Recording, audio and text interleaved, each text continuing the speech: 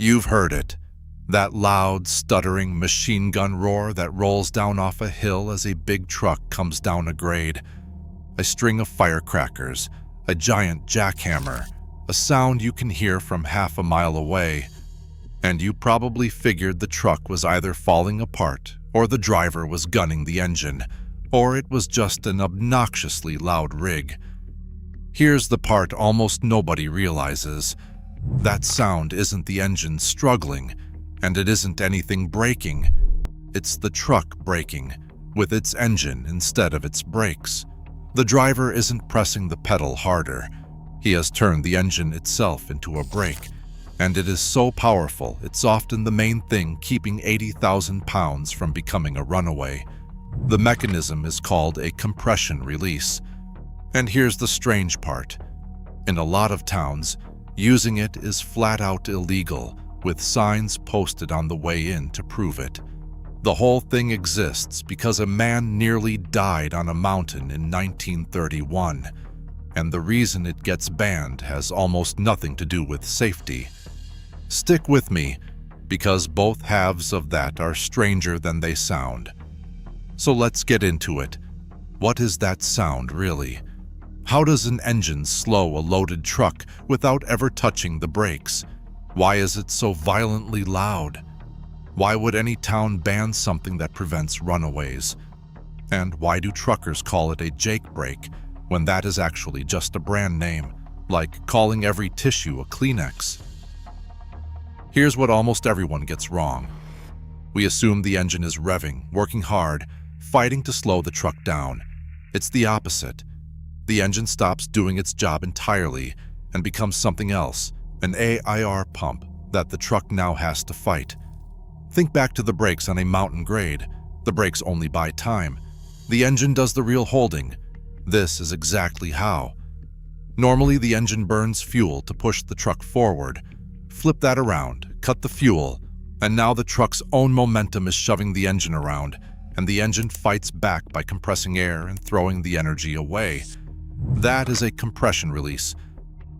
But there is a catch, because a normal diesel is actually a terrible brake, and the reason why is the whole trick. Picture a 4-stroke diesel. On the compression stroke, the piston squeezes the air in the cylinder hard. The problem is that compressed air behaves like a spring. As soon as the piston reaches the top, that spring pushes it right back down and hands almost all of the energy back. Nearly 100% of what the engine spent squeezing the air gets returned on the downstroke. So even with your foot completely off the fuel, you get almost no braking. That is why a diesel will coast down a hill so freely. And it is exactly why, in a minute, a man named Clessy Cummins could not slow his truck. Now, here is the trick. Right at the top of the compression stroke, just before that air spring can push back, a valve cracks the exhaust open and dumps the compressed air straight out into the exhaust pipe. The energy the engine spent squeezing that air is simply gone, released into the atmosphere, never returned. So the engine becomes an energy sink. It keeps spending effort compressing air and gets nothing back, and that drag pulls the whole truck down with it. The engine has been turned into an air compressor, and the force is staggering. A 565 horsepower diesel can produce up to 600 horsepower of braking.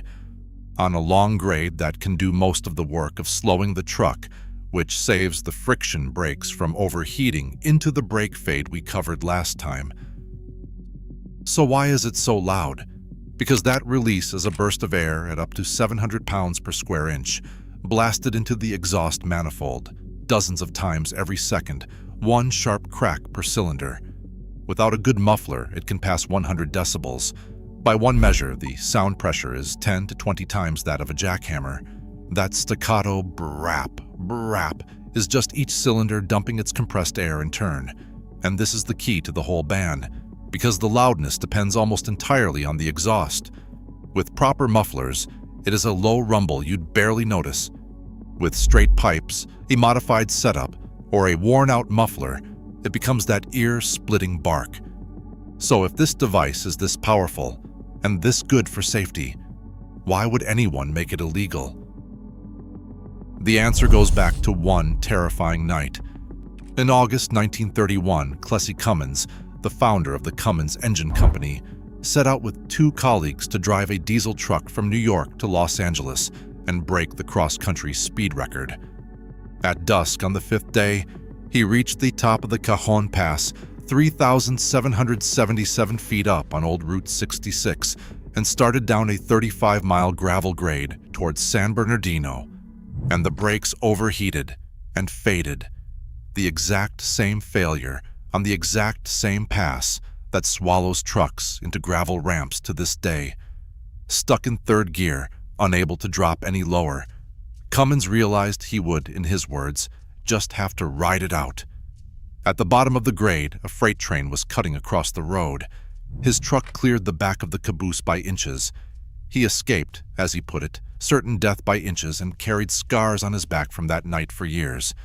And he made a vow that someday he would make his engine work just as well going downhill as it did going up. 24 years later, retired, the idea finally came to him in 1957 in Phoenix. Use the motion already built into the engine to crack the exhaust valve open at the top of compression. He offered it first to his own company, Cummins, who turned it down as too commercially risky. A historic mistake. So he took it instead to the Jacobs Manufacturing Company, a maker of drill chucks, the Jacobs chuck, and that, and only that, is the reason truckers call it a Jake brake today. Production began in 1961, and the patent was granted in 1965. And almost from the moment it hit the road, the complaints began. Because once you know that sound, you start hearing it everywhere and seeing its fingerprints.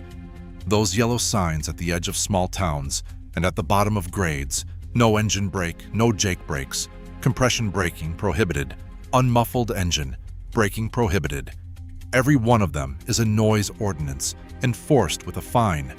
A much milder cousin lives inside your own car, too.